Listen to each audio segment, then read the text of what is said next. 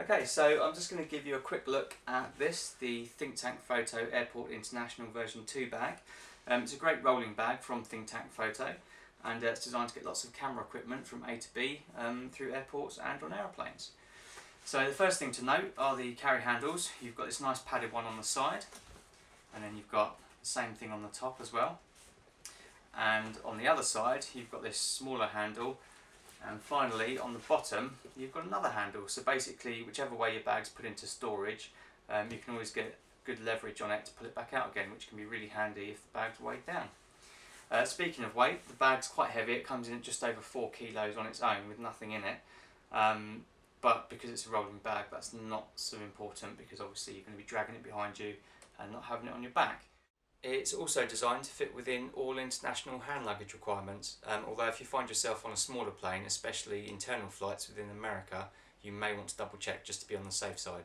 I didn't have a problem with it when I took it to Yellowstone, except coming back from Bozeman to Denver on a regional jet where the overhead locker was sort of this big, and then it had to be checked in as I got on the plane, which was fine.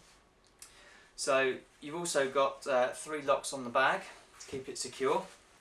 You've got this 3-digit Samsonite combination lock on the side here, which is TSA approved, so the airport security can get into it if they need to, and it just simply locks the zips into place. You pop them open and you can open up the bag. As well as that, you've also got on the back, behind a zipped compartment, you've got a 3-digit Samsonite padlock, which is attached to a steel cable. So if you need to leave the bag somewhere, even if it's just in your hotel room and you don't want to leave it unsecure, you can wrap this around something and lock it up, and at least you know it's going to be a bit harder for your average thief to just walk off with it. And then finally,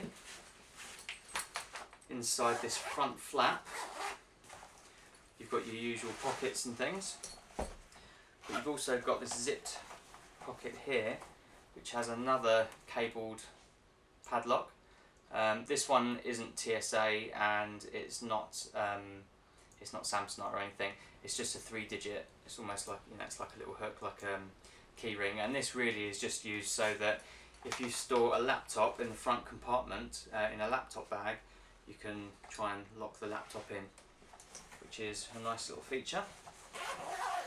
So the laptop compartment is basically a stretchy pocket, and it will fit up to a 17-inch laptop. I've just got a 15-inch MacBook Pro here, but it slots in quite nicely. As you can see, it is on display a little bit, so that's why you might want to use something like the ThinkTank Photo Artificial Intelligence bag, and then you can lock it in with that cable. Another option, just to show you, if you've got a MacBook Pro, is I use a suede sleeve from the San Francisco bag company, and basically that just stops the laptop from being quite so obvious and offers it a bit of protection as well. So that's usually what I use rather than a separate bag. You've also got this zip on the top where you can put your travel documents like your passport or your tickets, etc., which always means they're easy to get to, they're always at hand, which is nice. And then you've got a zip on the back behind the top handle, which houses the handle, the main handle to pull the bag. The only problem with this, the bag I find, is this is a little bit flimsier than I'd like. I mean, it's fine. I mean, I've had lots of equipment in here and the bag weighs a lot, but I would have preferred if that was just maybe a little bit more rigid, I guess. That all stows away nicely. So the next thing to show you is the storage capacity, which is huge. The sun's just come out as well, so that's going to help show it off to you. Basically, you can fit loads of equipment in here. I mean, the storage area is huge. It comes with loads of dividers, most of which I've taken out. You can also get lower profile dividers so that you can put the laptop in here as well, if you don't want to have it on this front flap. Obviously then you're going to lose a bit of space for your main equipment, but if that configuration works for you then it's an option. The bag is advertised as holding up to a 500mm f4 lens, but if I can just show you, I have here a 600mm f4 and it basically fits in no problem at all. So I can still do the bag up, no problems, and I can fit the laptop in the front still. So although it's advertised as only holding a 500mm lens, it will hold a 600mm no problem. I'll just take that back out, it's kind of heavy.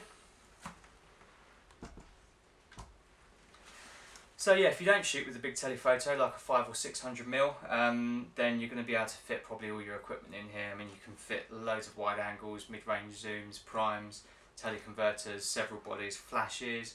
It's all going to go in here. I mean, there's so many configurations. You're not going to have a problem, I don't think.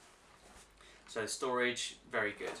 That's it for this video. If you want more detailed information about the bag, then head over to richardpeters.co.uk/blog and check out the equipment review section where you'll find a written review to accompany the video.